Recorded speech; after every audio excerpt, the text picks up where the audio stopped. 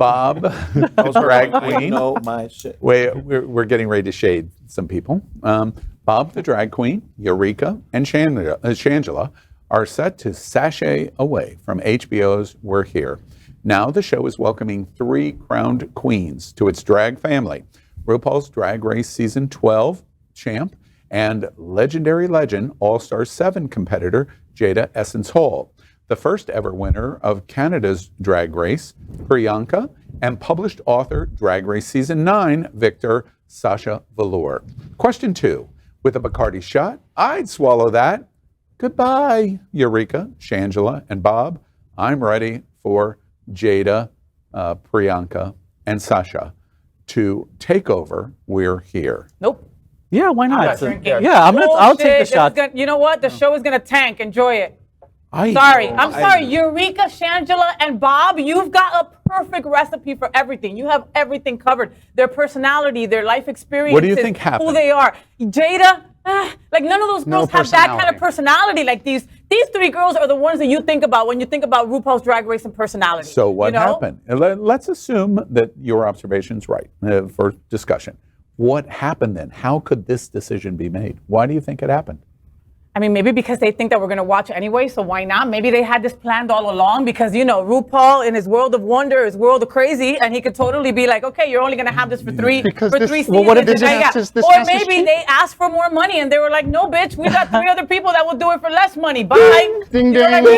This is a cheaper cast. Yeah, I'm not interested in any of these new girls, unfortunately. I drank because I like the way they're developing the story of being stuck for 2 months, or, you know, diving into the 2 cities for a longer period of time. And those 3 new girls have 3 new perspectives and 3 new voices as it exists in living in unique experiences. And so I think what they can do in those 2 months in one city is show how it feels to be a person of color, maybe from the wrong side of the tracks, and surviving in LGBT. Let me challenge the observation.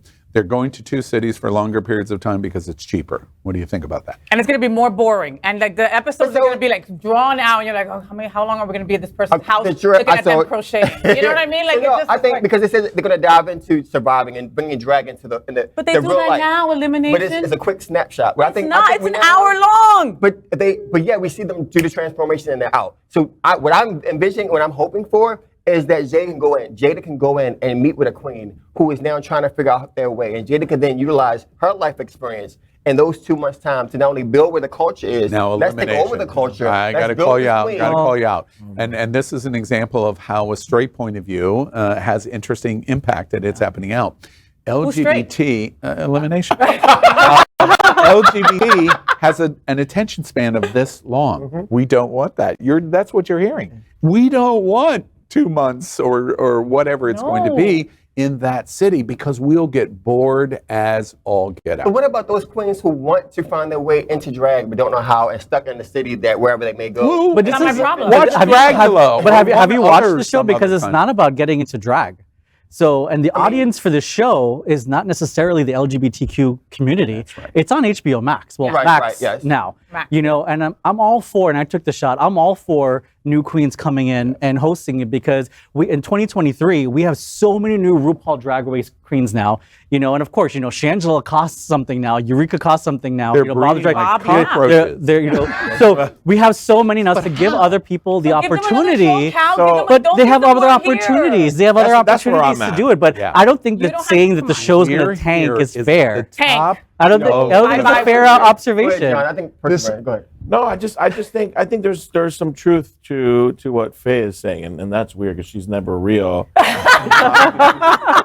But I think 3 seasons is not enough. I think when you're trying to get like a brand or I don't know a franchise, Queer Eye, como Queer Eye. You would have changed that shit after season 3. No, I would have been pissed.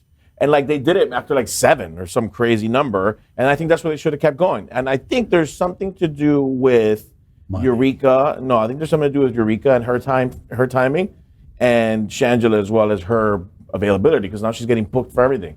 So I think there's a lot more to it. Don't you think that they would have held Shangela if they paid what they needed to hold Shangela? Oh, yeah. Okay, well that's what you had to do, right? There's the answer. Yeah. Of those 6 names, and please forgive me, they're all great. I took the shot too. I welcome the 3 new queens. But of those 6 names, in all due respect, the girl that was in the box repeatedly in the early seasons, is the champion of those 6 names. Yeah.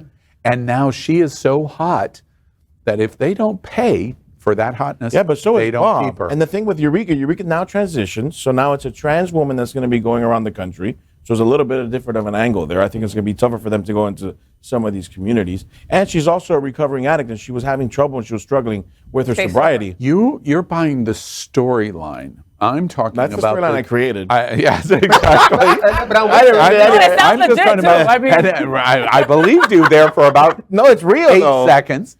But at the end of the day, Shangela is the marquee name here because of what she's doing.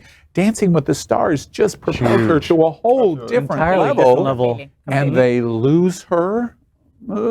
Again, come to my side, Al. I'm saying, oh my goodness, Faye's right. There we are. I'm throwing up. There we go. All right.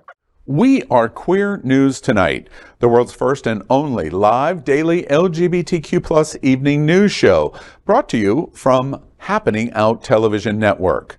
We operate in the same model of PBS and NPR, but for the LGBTQ+ community. We educate, inform, and entertain by supporting the 10 pillars of our LGBTQ+ community, with more than 100,000 a week watching us on Roku, Apple Television, and other channels. To keep the story going, we accept donations with 100% transparency. Stay updated and live authentically with Queer News Tonight.